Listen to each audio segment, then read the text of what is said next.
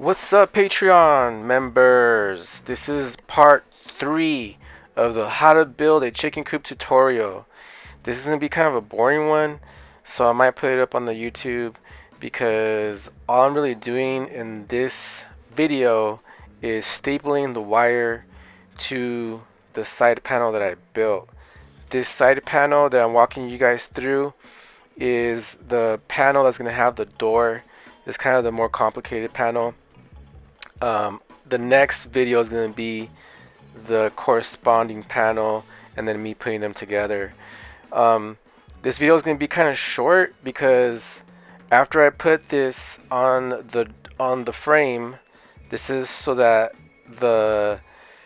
I can close the door properly without all kinds of mulch getting in the way of closing the door. So I like putting like a little barrier, and then I built the door on top of that, and you'll see what I'm talking about in a little bit.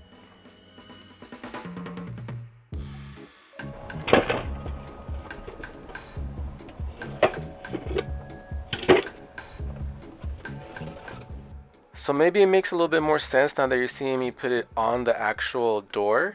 So this is where the door is gonna go. This is the bottom of the door. And I like adding this to the bottom of the door because if you don't have this here, it becomes really hard to close the door because the chickens are gonna fill it with all kinds of mulch and all kinds of stuff. And it's always kind of a pain in the butt. So what I've done over the years is I just build like this 8 to 6 inch piece of wood that I put on the bottom of the door, and then I build the door frame starting from where this piece of wood ends, so it doesn't go all the way down, right? And you'll see that as I make the door, but that's gonna be later on in this video series. Yeah, that's the top. Or the outside.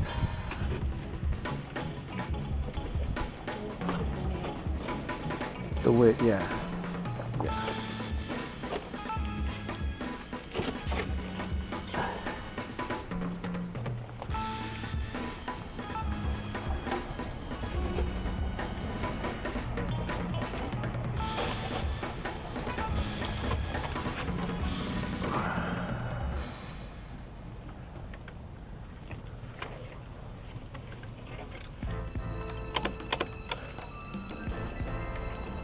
You know what? You okay? What's up? If you want to get it started over there, then like this way, then I can cut it, and then we can start. I can be working on this while you're. Okay. I'm gonna turn this thing back on. Yeah, it shouldn't take too long to put it back, to put it on.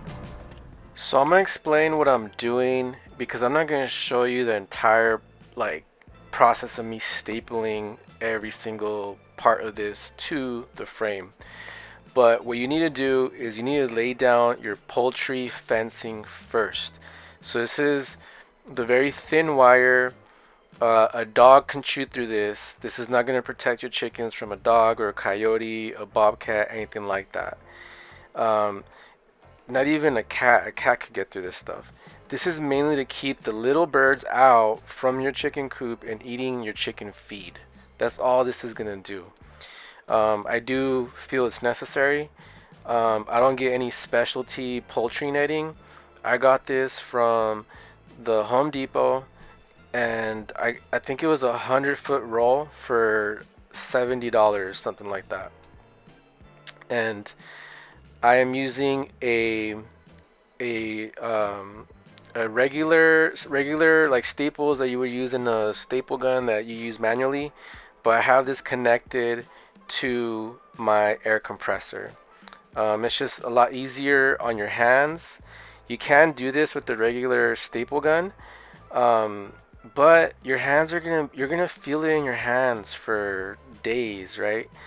So I build coops all the time. I've invested in the equipment or in the tools. I'm also using the clamps to hold it down so I get a nice tight fit, right? And the way I'm doing it is from one end to the other. You don't want to skip around because then it's gonna not be tight. So you want to start from one end, like I started from the bottom and I'm working my way to the top. Another thing to keep in mind is they do sell the Home Depot poultry netting is 3/4 inches and then 1 inch. You want to get the 3/4 inch size.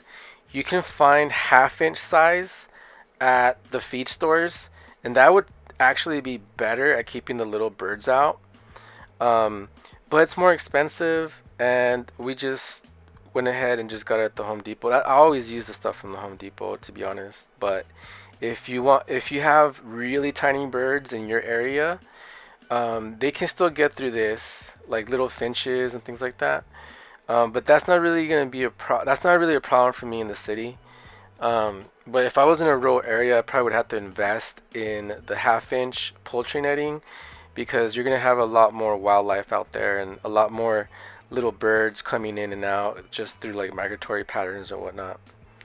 Okay, so we're gonna skip forward to um, putting on the horse fencing, and I'll explain what's going on with the horse fencing when we get there.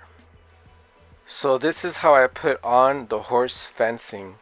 I use a clamp. I use 2 clamps, and I'm just gonna tighten it up and then staple it.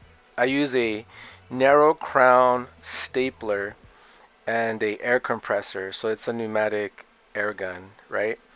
And I have found that this is the best way to do it through just trial and error and building so many chicken coops. Y'all have to remember that I've done this on organic farms, 7 acre farm, 10 acre farm.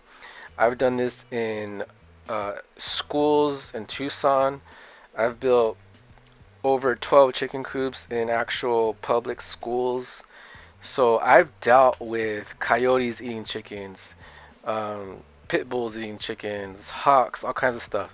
This is the way you want to do it, and your chickens are not going to die on you. They're not going to get eaten by some predator. You're not going to wake up and see all your chickens dead. This is how you do it. Now, these things are expensive, these tools and whatnot. I've been able to build my repertoire over years. Um, if you don't have the funds to invest in all the tools, what I suggest is converting a dog kennel. It's going to be more expensive than just building your own. But you can only really build your own if you have the tools, right? So if you don't have tools, I suggest going with a dog kennel that has a roof. That way your chickens can be dry. And then you can just zip tie the poultry netting to the dog kennel.